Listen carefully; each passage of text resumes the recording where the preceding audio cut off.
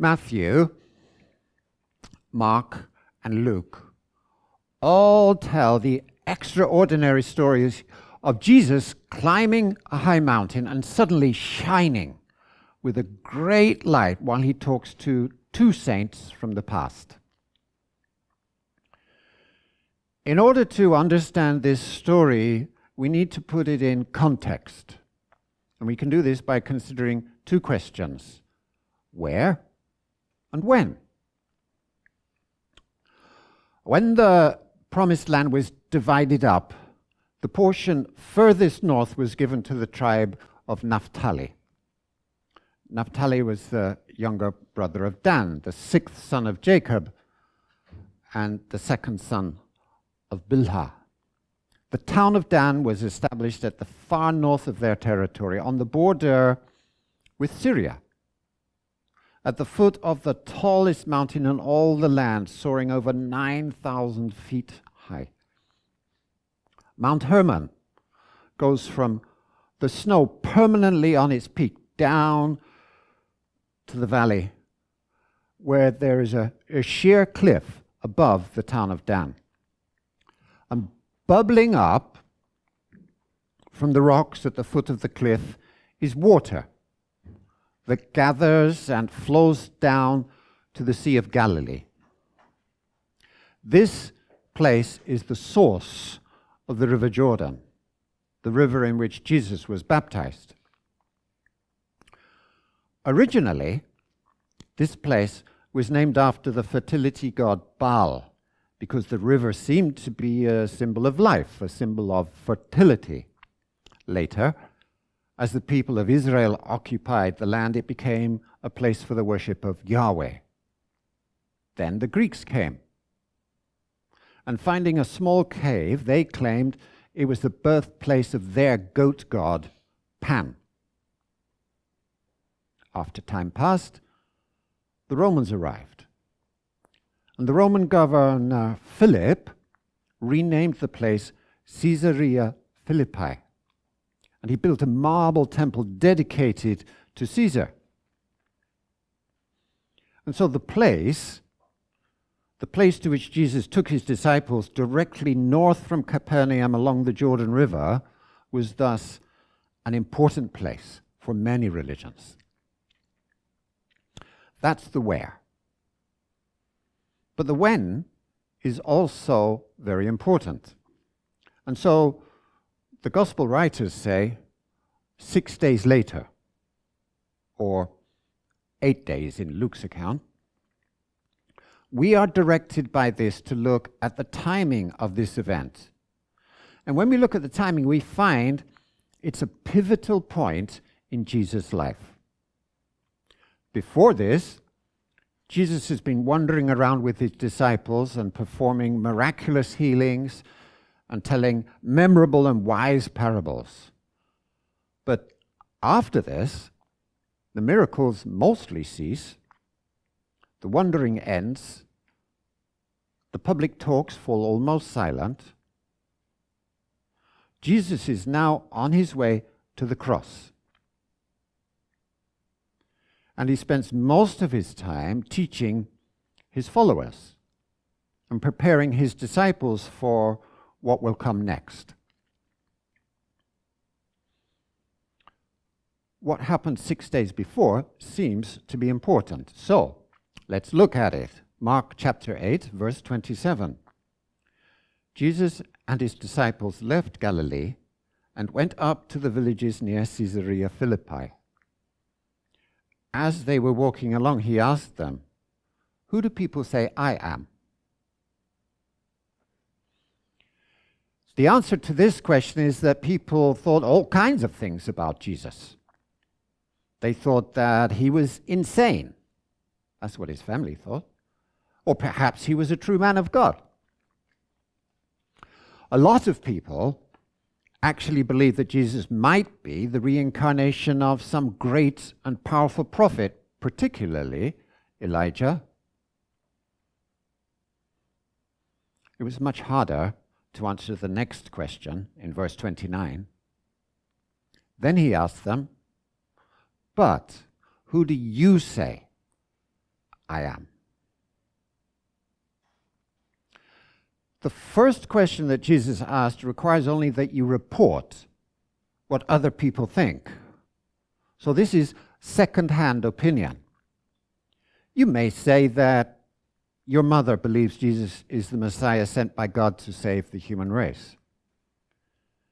You may have been taught all the answers by the church, and you may be able to repeat all of these answers. You may be able to recite Bible passages that show how Jesus is the Messiah.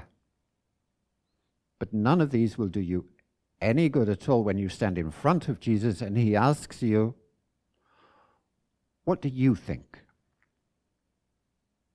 What do you think? Do you believe that Jesus is the Messiah sent by God? Have you made Jesus the Lord of your life, and have you handed control over to Jesus? And then Jesus tells the people that they must be ready to die.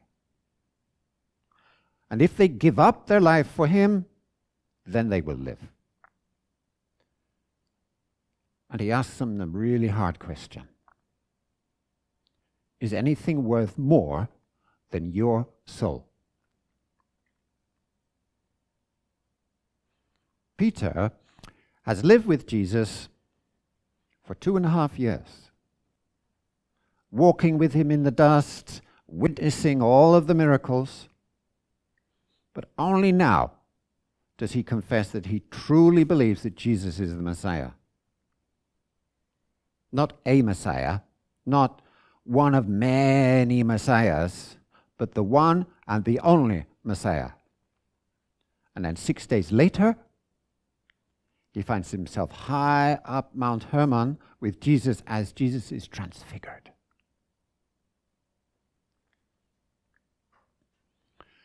As soon as Peter gave the correct answer, it was as if a window had been opened.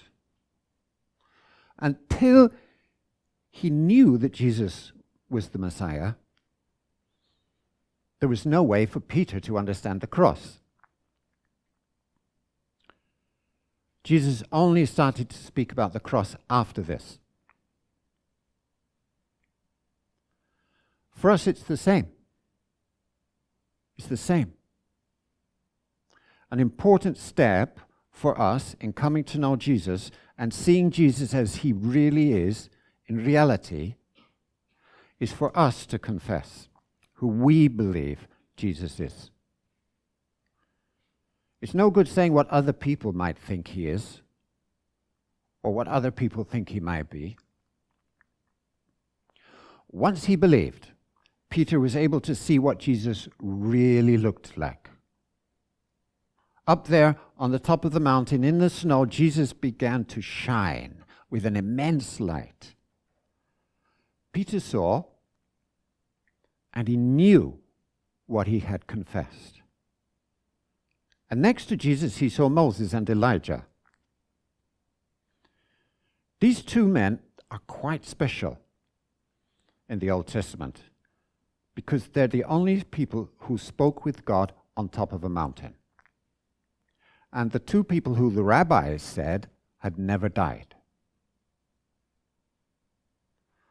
Moses had also shone so brightly after talking with God that he had to cover his face in a veil. But Jesus shines even brighter. From here, the journey begins to another mountaintop, where we see Jesus again between two men.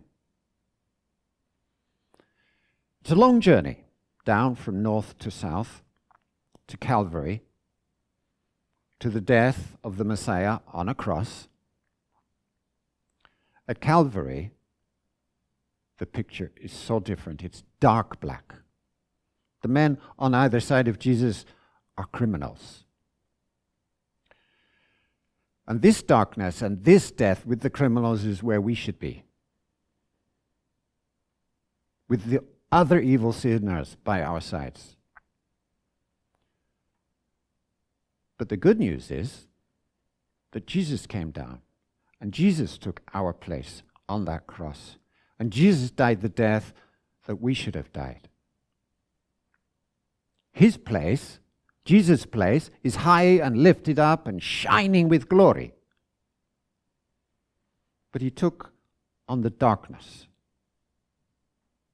And he came down to stand in our dark place. It says, at noon, darkness fell across the whole land until 3 o'clock. John, the beloved disciple, was on the mountain with James and Peter, and he fills his writings with talks of glory. John is clearly talking about this in 1 John and chapter 3. Jesus on Mount Hermon is Jesus as he really is. And we haven't seen him yet clearly for ourselves, but we shall see him, radiant in the brightness of his glory. John says, because we are his children. Jesus took our place in the darkness between two criminals so that we can stand in his place, shining with glory alongside other saints. Dear friends, it says, we are already God's children. But he's not yet shown us what we will be like when Christ appears. But we do know that we will be like him, for we will see him as he really is. Jesus was transfigured by glory on the peak of Mount Hermon, and you also, all of you, will also be transfigured and shine. You'll all shine with the same incredible glory. The key to this is for us all to confess. The key is for us all to proclaim that we really and truly believe that Jesus is alive today and that Jesus is the Messiah. As we do that, and as we draw close to Jesus, we shall see the light, and we will be changed. We will know that Jesus, and we will have his power to live out our beliefs, shining in this dark world with the same glory that Jesus shone with. Amen.